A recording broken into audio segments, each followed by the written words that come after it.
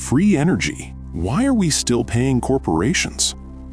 Imagine a world where your car is fueled by distilled water from the nearest shop, and your electricity bills come with a zero balance because your home generates its own power. Imagine cities where the air is clean because there are no smoking factory chimneys or exhaust fumes, and where science and technology serve every person on the planet rather than a handful of corporations. This world is not some fantastic utopian dream. It was just one step away from us. Its keys were found, but then they were carefully hidden, classified, and declared the product of a sick imagination.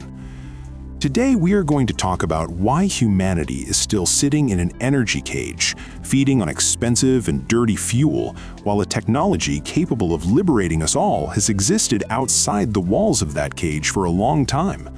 We will dive into the history of the suppression of so-called free energy, follow the fates of scientists who came too close to the dangerous truth, and figure out who is building this global conspiracy of silence that has lasted for over 100 years, and why.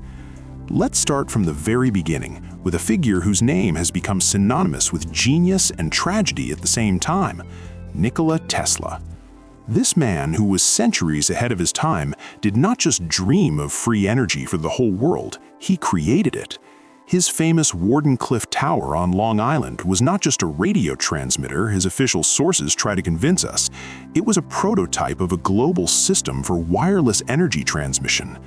Tesla realized that the Earth itself is a giant conductor, and if you correctly excite its resonant frequencies, you can transmit electrical energy to any point on the planet without a single wire.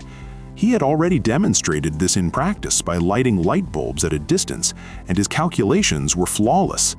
But it was exactly at that moment that his project was stopped. His main investor, John Pierpont Morgan, upon learning that the invention would not allow him to install meters and charge for every kilowatt, instantly withdrew the funding. Where will I put my meter? That was the only question that interested the financial tycoon. Tesla, deprived of support, was doomed to oblivion, and his revolutionary patents, including those related to wireless transmission systems, were either withdrawn or classified by the United States government. His laboratory was sealed immediately after his death, and all the blueprints and notes disappeared into the depths of the intelligence services. This was the first, but far from the last case, where a breakthrough in the field of energy was crushed not because of technical impossibility, but because of economic unprofitability for the existing system. If Tesla's story seems too distant and legendary to you, let's move to the 21st century, or more precisely to 1989, when two respected electrochemists, Martin Fleischmann and Stanley Pons, literally blew up the scientific world. At a press conference, they announced that they had managed to achieve nuclear fusion at room temperature using a simple setup consisting of a palladium electrode immersed in heavy water.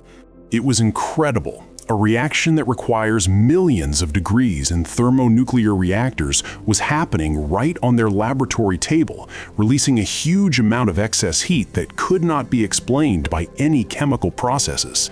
The world waited in anticipation. If it were true, it would mean the end of dependence on oil and gas. However, instead of supporting their colleagues and verifying their results, official science, primarily major physics laboratories such as Caltech and the Massachusetts Institute of Technology, began a smear campaign. Their experiments, conducted in haste and with violations of methodology, failed to reproduce the result, and the entire community declared Fleischmann and Pons frauds.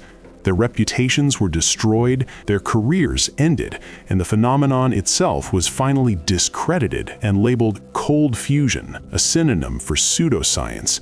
But the truth is that hundreds of other scientists around the world, in Japan, Italy, Russia, continued to work quietly in their laboratories and obtained the same excess heat effect.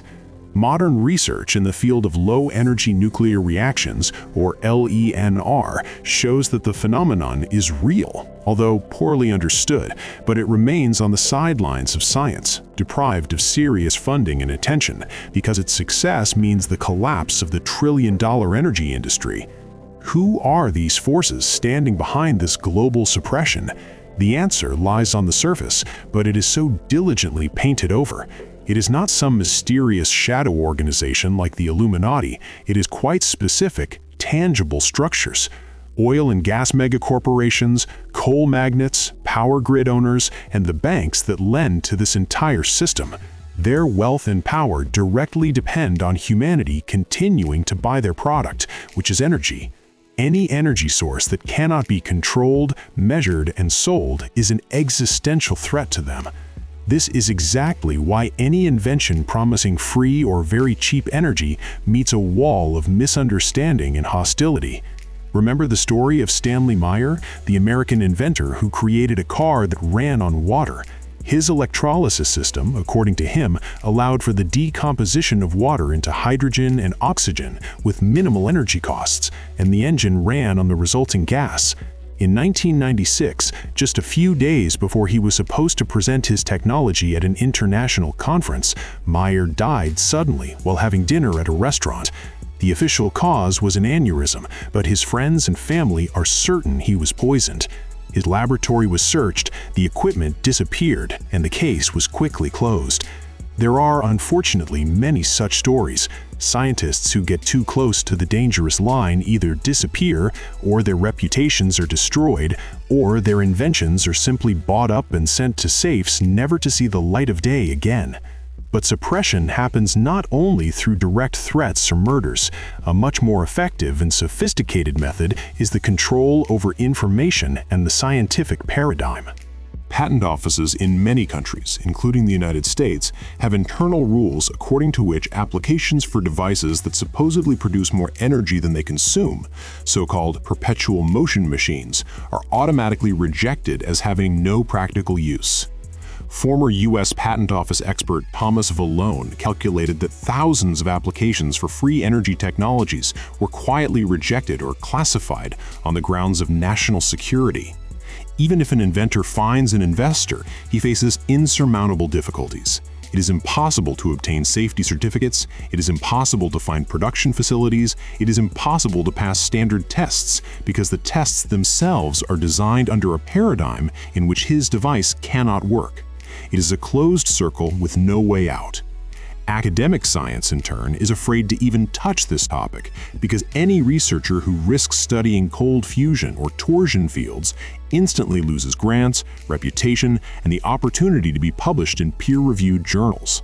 In this way, the system self-cleans of any ideas that threaten its stability.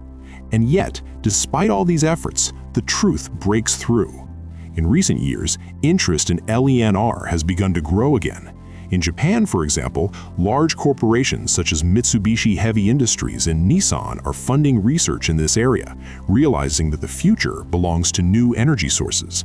Italian engineer Andrea Rossi, despite all the scandals and lawsuits, continues to claim that his E-Cat reactor works and is ready for commercialization. Of course, there is a lot of controversy around him, but the very fact that such projects exist and find funding suggests that the ice has broken.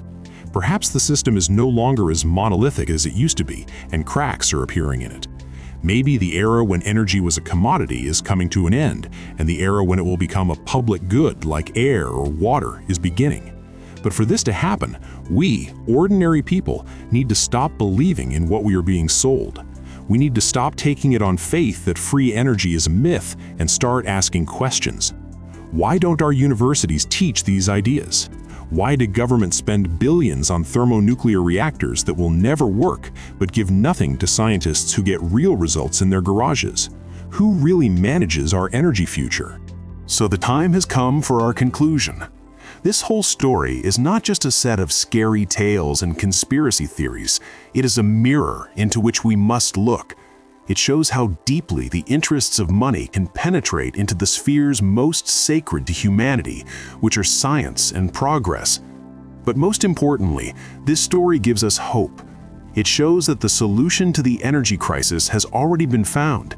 It lies not in the distant future, but in our hands, in our laboratories, and in our heads. We do not need to wait for mercy from corporations or a miracle from the government. We just need to start thinking freely, as Tesla thought, as Fleischmann and Pons thought. We need to stop being afraid of being heretics and start looking for the truth where they do not want it to be seen. Study, research, ask questions, and share information. Because real free energy is not just a physical phenomenon, it is the energy of free thought, which is capable of destroying any walls built by fear and greed. Wake up, because your future depends not on what you are told, but on what you are ready to believe in and fight for. This video is for entertainment purposes only and is an overview of popular theories.